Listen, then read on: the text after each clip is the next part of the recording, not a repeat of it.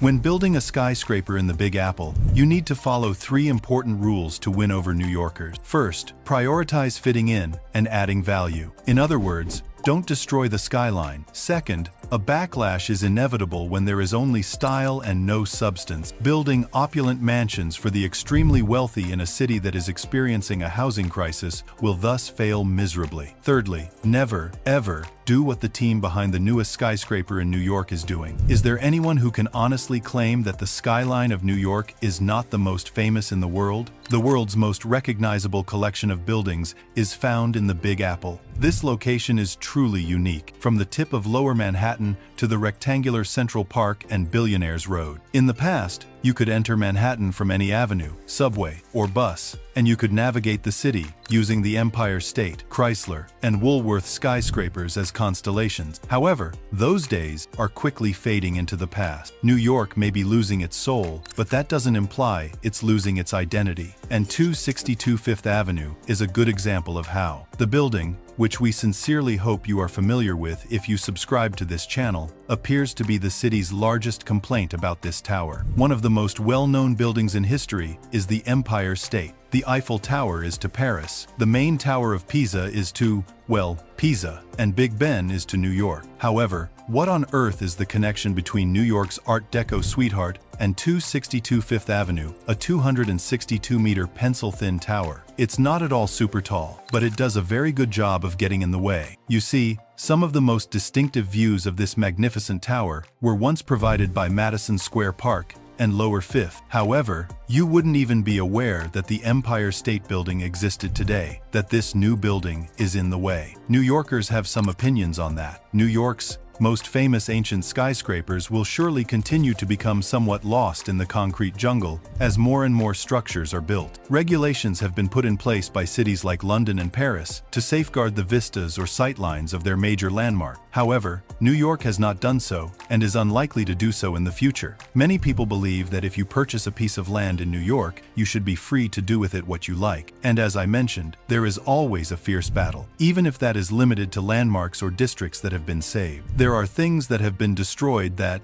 in my opinion, shouldn't be protected. Thus, the concept of safeguarding a sightline is, in a sense, foreign to our civic culture, and I simply don't see it occurring unless there is a significant shift in the mindset around development. It's one thing to get in the way, but it's kind of asking for trouble to get in the way while failing to excite New Yorkers with the design. If it were an intriguing building, I believe people would be more inclined to reluctantly welcome such an intruder into their communities, perspectives, and economy. Furthermore, 262 doesn't seem all that intriguing from what I've seen thus far. It lacks a lot of personality, and I believe that, as I mentioned before, people become irritated when anything takes away some of their light, air, and resources, and does not provide enough in return, whether it be in the form of housing or aesthetics. The Russian architectural group Megadome, which is taking on its first assignment in the United States, designed 262 Fifth Avenue. The issues extend far beyond the view. Even though the pencil-thin look isn't exactly receiving much love, you would imagine that 262 Fifth Avenue, which rises to a height of 262 meters, would offer many new properties for Manhattan. However, this city doesn't operate that way. The really wealthy are searching for a place to invest their enormous sums of money. Therefore, a developer stands to gain a lot of money if they are able to offer really valuable flats. This is an example of a project with gigantic whole-floor apartments that are extremely valuable. Despite its amazing height, 262 will only contain 26 properties spread across its height, each with an average floor area of 3,200 square feet. Now, don't worry if you're having trouble conceptualizing it. We've got you covered. To put things in perspective, the typical Manhattan flat is only 740 square feet, and that's one of the reasons regular New Yorkers are so critical of structures like this. The concealment of architectural styles and perspectives is one thing, but the pervasive financial disparity is quite another. And this kind of growth personifies the issue for a lot of people. They are not a reaction to the housing crisis, but rather to the demands of the investment market. Instead of building a shelter, their architecture aims to maximize a financial return. In his book, Icebergs, Zombies, and the ultra-thin. Author and architect Matthew Soles discusses this topic. Matthew characterizes the outcome as a mutation of our built environment. Apartments on an entire floor without any neighbors to cause issues. No need to maintain backyard. Open-plan homes are more expensive. The structural cores moved entirely. In many respects, some of today's developers are creating financial assets rather than actual dwelling. The extremely wealthy have safety deposit boxes. Upon closer inspection, 262 Fifth Avenue's architecture does seem to be a formula for a lot of the same kind of thing. As its creators strive to maximize their return, it climbs to a significant height from a very tiny site footprint. The end product is a structure that is 19 times taller than it is wide, with a width-to-height ratio of 1 to 19. For background, are you aware that 262 is obstructing views of the extraordinarily tall Empire State Building? This has a 1 to 3 width-to-height ratio, while 432 Park Avenue, which is well known for its absurdly thin design, has a 1 to 15 width-to-height ratio. The impact of lateral wind loads is a major problem for all skyscrapers, and it becomes even more noticeable with a slim building. A building may sway if those wind loads are excessive. Now, a thorough examination reveals that 262 has a gap roughly 2/3 of the way up its structure. It is intended to act as a windbreak so that air can pass through. It prevents a phenomenon known as vortex shedding, in which air currents of varying speeds can build behind a structure and tug it back and forth. Additionally, a triple-glazed aluminum curtain wall system is installed on one of the faces. This non-structural covering should help further reduce wind interference. Another noteworthy alteration is the aluminum box on the tower's side. It is the building's core, a structural spine that typically passes through the middle of the floor plates and contains features like elevators, staircases, plumbing,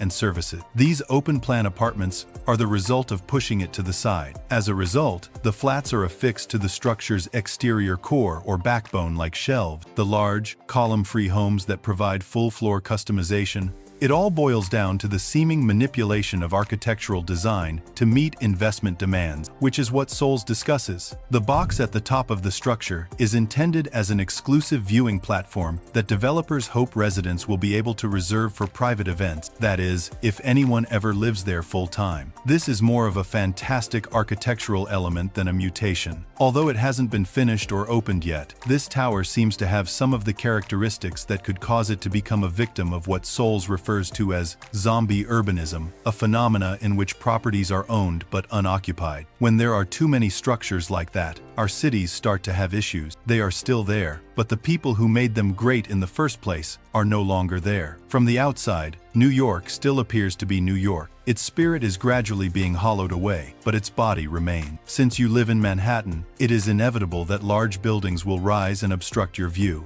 These enormous residences are frequently purchased by foreign buyers who utilize them as a sort of cash hoard outside of their own countries. They purchase these apartments and, at most, utilize them once a year. In New York, where there is a serious housing problem, that is really annoying. The city is apparently only building half as many homes as it needs annually. The typical New Yorker may find billionaire skyscrapers with apartments that are rarely, if ever, occupied to be extremely annoying due to the rising expense of housing. Building a structure with 1,000 flats is one thing. If you live there, you might not want it, you might think it's terrible, but at least you can argue that it's addressing the acute housing scarcity that so many New Yorkers are dealing with right now. This apartment can accommodate about 50 people, and because to the size of the flats and their price range, many of them will probably be foreign buyers who aren't even in the area. As a result, we're losing a lot of individuals who aren't New Yorkers, and relatively few of them, which irritates people. The housing crisis is a serious issue that doesn't appear to be going away anytime soon, and it's annoying that this was somewhat foreseeable. New York's reputation has been founded on growth and capitalism. Unfortunately, purchasing a land like this, erecting a 262-meter-tall tower, and adding 100 flats to it doesn't result in profit. Developers are constantly searching for ways to boost their margin. A gross income of $70 million might be obtained by selling 100 of those houses for $700,000 apiece. New York will no longer see many 20-story skyscrapers constructed, since a much taller structure with many more apartments may be built on the same plot of land. Building up is undoubtedly costly, but in some respects, not building up is more costly. What you're looking at right now is more than just another luxury skyscraper. This is 262 Fifth Avenue, and while it might seem like just another pencil-thin tower in Manhattan's ever-changing skyline, this building represents something much larger and much more concerning about what's happening to New York City. This city has many pencil-thin luxury skyscrapers scattered across Manhattan like expensive needles piercing the sky. But their effects on the famous Empire State Building are the reason this particular tower makes headline. You see, when this super-tall residential tower was completed, it didn't just add another luxury address to the city. It fundamentally altered one of New York's most iconic views. From certain vantage points, this sleek glass giant now partially obscures the Empire State Building, a structure that's been defining New York's skyline for nearly a century. Development is what propels this city ahead. New York has always been a city of constant transformation, of old making way for new. The Manhattan we love today was built by generations of developers who demolished what came before to create something greater. And there aren't many laws in New York that safeguard certain buildings' sightlines, and honestly, there probably shouldn't be. Think about it logically. Because some individuals or visitors desired to preserve the vistas of structures that they found appealing, the city was never going to cease developing or expanding. If we protected every view of every building someone found beautiful, Manhattan would still look like it did in 1850. Progress requires change, and change sometimes means losing something to gain something else. But here's where the real issue lies.